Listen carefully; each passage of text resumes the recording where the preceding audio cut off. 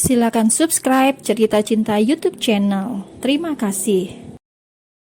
Di sebuah taman yang sepi, Kavi duduk sambil menatap motornya.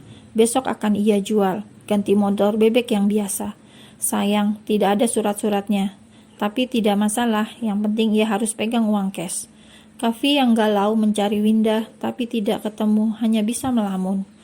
"Kemana kamu, Winda?" gumamnya kemudian meminum sebotol minuman dingin yang ia beli di Indo April. Sedangkan yang dicari kini sedang rebahan di kamar kosnya. Winda menatap kosong langit-langit kamar. Ia baru saja beli ponsel setelah dipecat.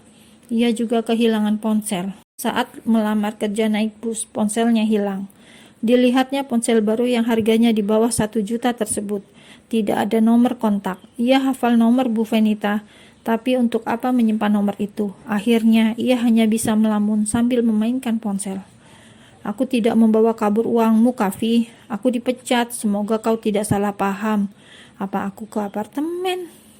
Tidak bisa tidur, akhirnya Winda mencari taksi. Ia pergi ke apartemen Kavi. Sedangkan Kavi, ia yang ada di taman, begitu terkejut saat pihak security apartemen mengatakan melihat Winda. Jadi sebelumnya ia pesan pada pihak keamanan, jika melihat wanita bernama Winda, ia harus menghubungi dirinya. Tidak mau kehilangan jejak Winda lagi, malam itu Kavi langsung mengendarai motornya sangat kencang menuju apartemen. Ia mendahului banyak kendaraan di depannya, mempercepat lajunya hingga batas maksimal. Hingga di sebuah persimpangan jalan, motor Kavi tidak bisa direm. Motor mahalnya itu telah hilang kendali. Buak! Kavi memegangi kepalanya frustasi. Motor mahal miliknya harus hancur ketika sebuah mobil juga melaju di depannya cukup kencang. Beruntung bagi Kavi, ia bisa melompat tepat waktu. Tapi ia harus kehilangan harta satu-satunya. Padahal rencananya motor itu ingin ia jual. Tapi nasib berkata lain. Motor yang limited edition itu kini menjadi barang rongsokan. "Sial," desisnya kesal. Mas nggak apa-apa?" tanya seorang pengguna jalan lain. Dilihatnya celana Kavi sobek, mungkin tergores ketika Kavi melompat dan jatuh tadi. Saking fokus pada motor, Kavi sampai tidak merasakan perih. Ya, darah merembes tanpa Kavi sadari.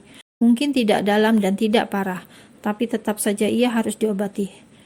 "Mari mas, kami antar ke rumah sakit." Kavi melihat pergelangan tangan. Sudah sesaat berlalu, ia harus ke apartemen sebelum Winda pergi. "Pak, bisa antar saya ke rumah?"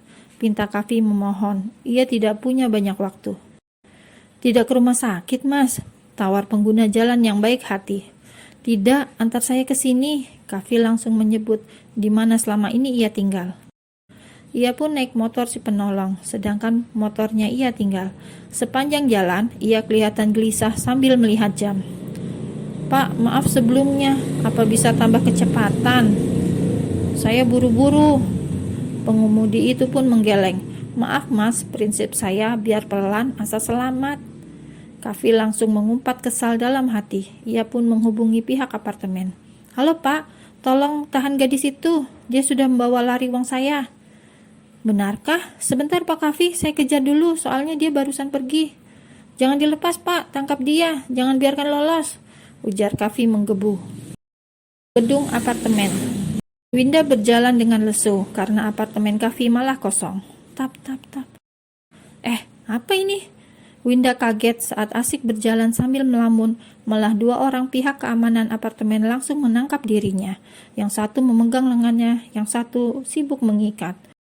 "Kalian kenapa? Tolong!" teriak Winda. Ia kira sedang diculik.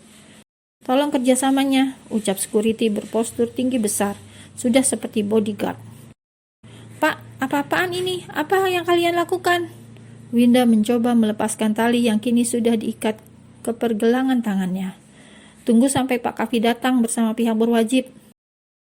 Winda langsung meniup poninya kesal. "Kavi!" teriaknya dalam hati. Pos keamanan. Winda harus duduk di dalam sana dengan tangan terikat. "Awas kau Kavi," gumam Winda kesal. Bisa-bisanya dia ditangkap pihak security apartemen. "Pak, saya mau ke kamar kecil." 2 security saling melempar pandangan. "Pak, saya mau ke toilet." Terpaksa ikatan tangan itu dilepas. Dasar Winda.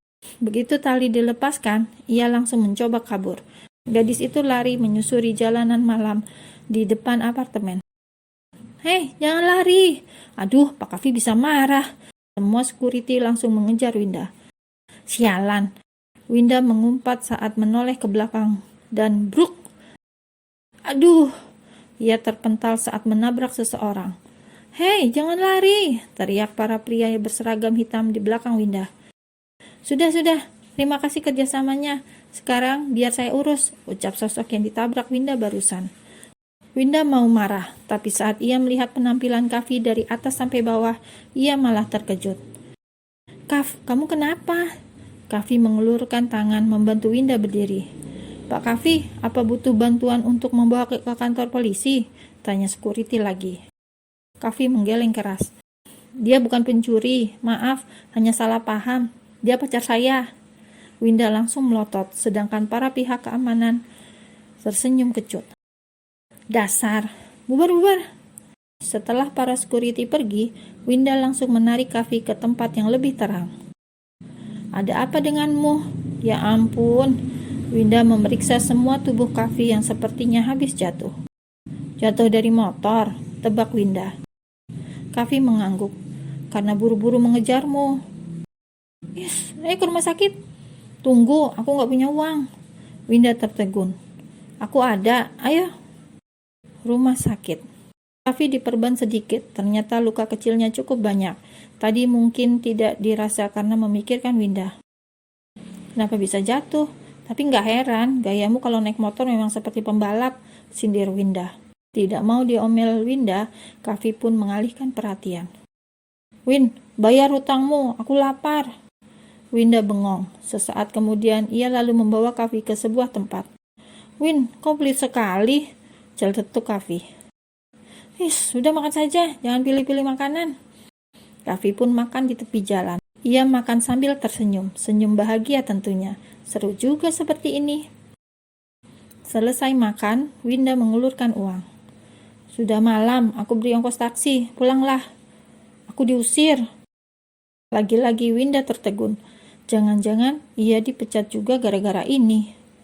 "Apa karena aku?" "Bukan." "Bohong." Astaga, minta maaf lah. Katakan aku akan melunasi hutangku. Bicara yang sebenarnya." "Sudah, mereka tidak percaya." "Hah?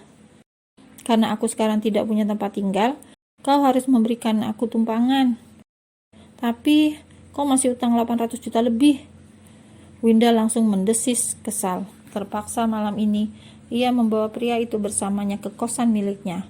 Mereka naik taksi karena sudah tidak ada angkutan umum.